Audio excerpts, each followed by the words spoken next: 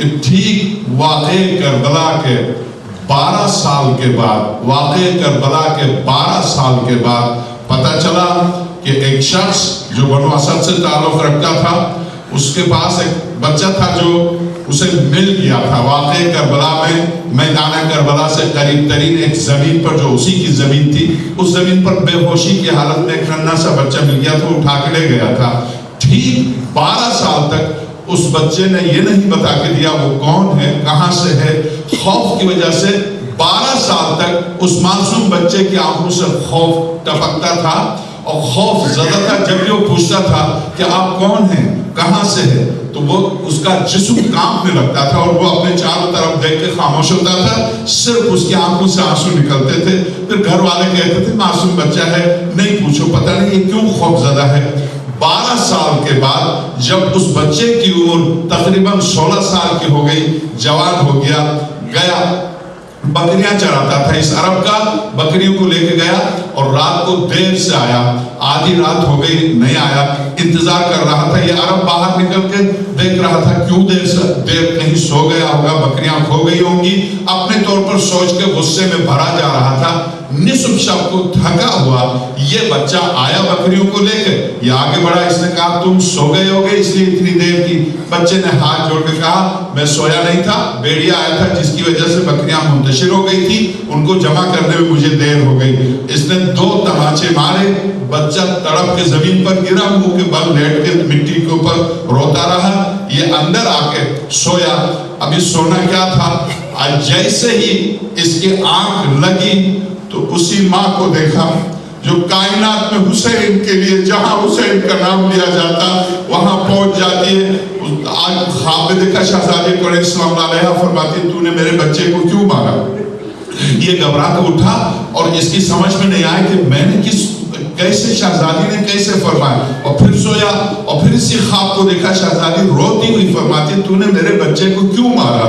کیا میرا بچہ تیرا غلام ہے، تیرا نوکر ہے؟ یہ جب اس نے پوچھا شہزادی میں نے آپ کے بچے کو نہیں مارا، کیا جس مٹی کے اوپر منہ کے بل لیٹ کے جو رو رہا ہے کس کا بچہ ہے؟ یہ جب آیا، آ کر اس بچے کو زمین سے اٹھایا، اس کے چہرے کو صاف کیا اور صاف کرنے کے بعد ہاتھ جوڑ کے کہا کہ بتاؤ تم کس کے بیٹے ہو، کہاں سے ہو؟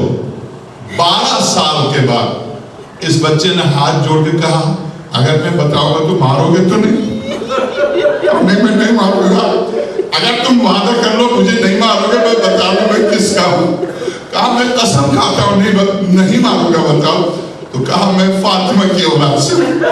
جس وقت اس بچے نے کہا فاطمہ کی اولاد سے ہوں، یہ قدموں پر گرا، کہا اے فاطمہ کی اولاد تم نے 12 سال تک مجھے بتایا نہیں، اب قدموں پر لیٹ کے اس نے معذرت کی۔ اب میں صرف ایک جملہ عرض کر دوں، یہ تو 4 سال کا بچہ تھا جو 12 سال کے بعد ملا، واپس مدینہ چلا گیا، مگر کتنے ایسے تعداد کے بچے تھے جو کھو گئے اور نہیں مل کے دیے۔ بس ارباب آزاد صرف 2 جملے اسی مختصر اسی ننھی سی زری کے اوپر 2 جملے اسی قیامت خیز منظر میں جب شہزادی کونین کے معصوم بچے منتشر ہو گئے تھے، شہزادی زینب ایک ایک کر کے لا رہی تھی۔ دیکھا صبح کے قریب جو بچے ملے ان کو لے کے آئی، جو نہیں ملے شہزادی آ گئی واپس سکینہ کو لے کے، اور جب شہزادی زینب واپس آ گئی تو دیکھا صبح تقریباً صبح سویرے ہونے والا ہے، دیکھا نہر فرات کی طرف سے کوئی خاتون چلی آ رہی ہے، ابھی اندھیرا تھا، شہزادی آگے بڑھی، حضرت ام کلثوم نے کہا بہن خیال رکھنا بچوں کا، میں دیکھتی ہوں کون آ رہا میرے بچوں کی طرف۔ جب شہزادی 2 قدم آگے بڑھی دیکھا خاتون ہے آنے والی، اور جب قریب جا کے پوچھا کون ہو، مننت تم کون ہو؟ تو آنے والی نے کہا انا زوجۃ الحر، شہزادی میں حر کی بیوی ہوں، میں پانی لے کے آئی ہوں، زہرا کی اولاد جو 3 دن کی پیاسی تھی میں پانی لے کے آئی ہوں۔ جب حر کی بیوی نے یہ کہا اور معصوم بچوں کے قریب مٹی کے برتن میں پانی لے کے آئی تھی، اور جب قریب پہنچی تو 3 دن کے پیاسے کسی بچے نے، نہ تو حضرت سکینہ نے اور نہ امام باقر سلام اللہ علیہ نے، کسی معصوم بچے نے پانی کے لیے ہاتھ نہیں بڑھایا۔ بس ارباب آزاد اے صاحبان اولاد، میری ماؤں کے لیے، بہنوں کے لیے اور ہر اس شخص کے لیے جس کی گود پہ معصوم بچے ہیں، ماں اٹھی کانپتی ہوئی دونوں ہاتھوں کو